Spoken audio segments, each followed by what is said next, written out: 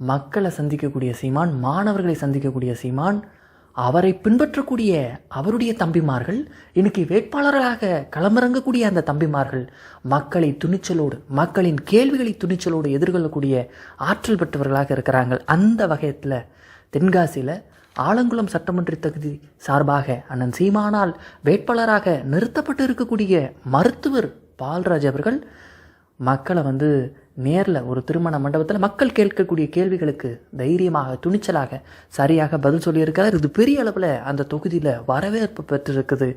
எந்த வேட்பாளரிடத்திலும் நாங்கள் இவ்வளவு கேள்விகளை கேட்டதில்லை, அவங்களும் எங்களுக்கு பதில் சொன்னதில்லை.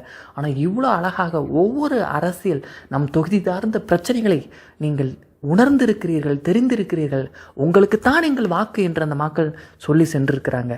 இது பெரிய அளவில் வெற்றி பெற்றிருக்கிறது. இது எல்லா தொகுதியிலும் இனி தொடரும் அப்படிங்கிற ஒரு விஷயத்தையும் நாம் தமிழர் கட்சியினுடைய இசைமதிவாணன் அவர்கள் தெரிவிச்சிருக்கிறாரு.